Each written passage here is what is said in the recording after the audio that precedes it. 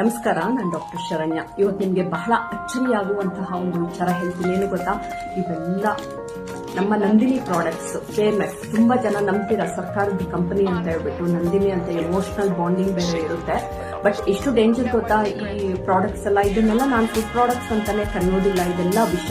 Future ಅಲ್ಲಿ ಇವನ್ನೆಲ್ಲ ತಿಂತಾ ಇರಿ, ಕ್ಯಾನ್ಸರ್ ಬರುತ್ತೆ. ಇವಾಗಲೇ ಬರ್ತಾ ಇದೆ ಮಕ್ಕಳಿಗೆ ಇಷ್ಟೊಂದು ಅಲರ್ಜಿಗಳು, ಆಟೋ ಇಮ್ಯೂನ್ ಡಿಸೀಸಸ್ ಅನ್ನೋ ಭಯಾನಕವಾದ ಕಾಯಿಲೆಗಳು ಆಲ್ರೆಡಿ ಬರ್ತಾ ಇದೆ. ನಿನ್ನೆ ನಾನು 35 ಪೇಷಂಟ್ ನೋಡಿದ್ದೀನಿ.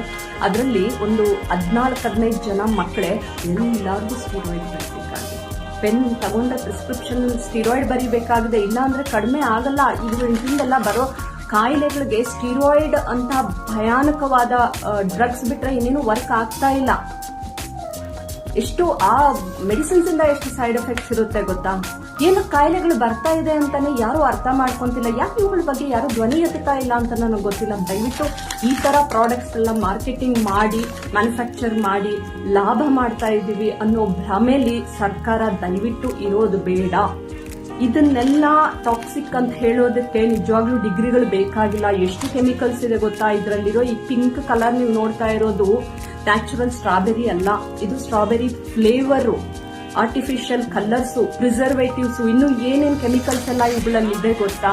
ಇದನ್ನೆಲ್ಲ ಕುಡಿದ್ರೆ ಆರೋಗ್ಯ ಅಂತ ಯಾರು ಹೇಳಿದ್ದು ನಿಮ್ಗೆ? ಯಾವ ಫುಡ್ ಸೈಂಟಿಸ್ಟ್ ಇವನ್ನೆಲ್ಲ ಫಾರ್ಮುಲೇಟ್ ಮಾಡೋದು?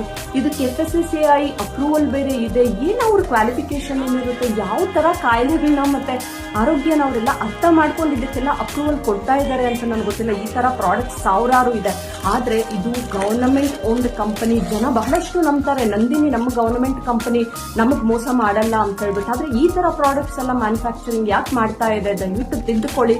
ಈ KMF ಅವರು ಈ ತರ ಪ್ರಾಡಕ್ಟ್ಸ್ ಎಲ್ಲ ಮಾರ್ಕೆಟ್ ಬಿಡಬೇಡಿ. ಯಾರ ಕೈಯಲ್ಲಿ ನೋಡಿದ್ರು ಈ ತರ ನಾನು ಈ ಫ್ಲೇವರ್ಡ್ ಮಿಲ್ಕ್ ಮತ್ತೆ ಈ ಪ್ಯಾಕೆಟ್ ಜ್ಯೂಸ್ ಎಲ್ಲ ನೋಡ್ತಾ ಇದ್ದೀನಿ. ಇದು ನಿಜವಾಗ್ಲೂ ವಿಷ ವಿಷ ವಿಷ. ಇದು ಆಹಾರ ಅಲ್ವೇ ಅಲ್ಲ.